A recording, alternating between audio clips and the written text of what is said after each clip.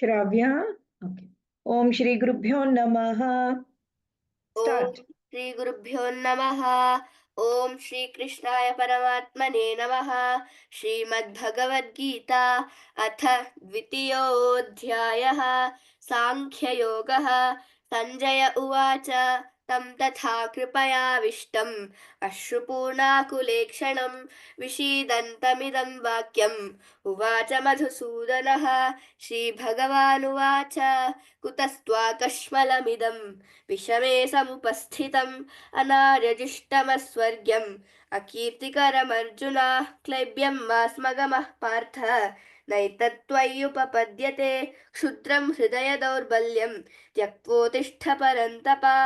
अर्जुन उवाच कथं भीष्ममहं सङ्ख्ये द्रोणं च मधुसूदन इषुभिः प्रतियोत्स्यामि पूजार्हावरिसूदन गुरून् हत्वा हि महानुभावान् श्रेयो भोक्तुं भैक्ष्यमपीह लोके हत्वार्थकामांस्तु गुरूनिहैव भुञ्जीय भोगान् रुधिरप्रदिग्धान् न चैतद्विद्मः कतरन्नो गरीयः यद्वा जयेम यदि वा नो जयेयुः यानेव हत्वा न जिजीविषामः ते एव स्थिताः प्रमुखे धार्तराष्ट्राः कार्पण्यदोषोपहतः स्वभावः पृच्छामि त्वां धर्मसम्मूढचेताः यच्छ्रेयस्यान्निश्चितं ब्रूहि तन्मे शिष्यस्तेऽहं शाधि मां त्वां प्रपन्नं न हि प्रपश्यामि ममापनुद्यात् यच्छोकमुच्छोषणमिन्द्रियाणाम् अवाप्य भूमावसपत्नवृद्धं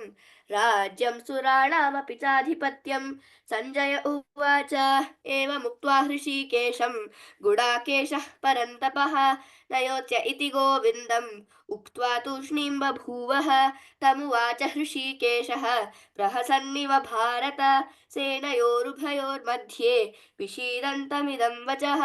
श्रीभगवानुवाच अशोच्यानन्वशोचस्त्वं न प्रज्ञावादांश्च भाषसे गतासूनगतासूंश्च नानुशोचन्ति पण्डिताः न त्वेवाहं जातु नासं न त्वं नेमे जनाधिपाः न चैव न भविष्यामः सर्वे वयमतः परम् देहिनोऽस्मिन् यथा देहे कौमारं यौवनं जरा तथा देहान्तरप्राप्तिः धीरस्तत्र न मुह्यति मात्रा स्पर्शास्तु कौन्तेय शीतोष्णसुखदुःखदाः आगमापायिनो नित्याः तांसि तिक्षस्व भारत यहि न यं हि न व्यथयन्ते ते पुरुषं पुरुषश्रभा समदुःखसुखं धीरं सोऽमृतत्वाय कल्पते नासतो विद्यते भावः नाभावो विद्यते सतः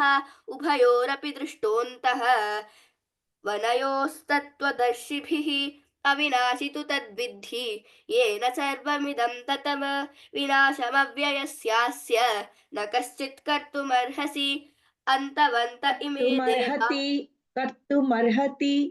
कर्तुमर्हति अन्तवन्त इमे देहाः नित्यस्योक्ताः शरीरिणः अनाशिनो प्रमेयस्य तस्माद्युध्यस्व भारत य एनं वेत्ति हन्तारं यश्चैनं मन्यते हतम् उभौ तौ न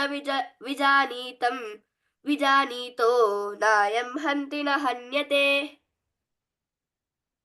न जायते म्रियते वा कदाचित्. Now I learned 10. till You 90. want to 10? Okay. Right. Very good. Wonderful. Thank you. Now can I say? Yes, yes. You can tell. Abyan or Abni?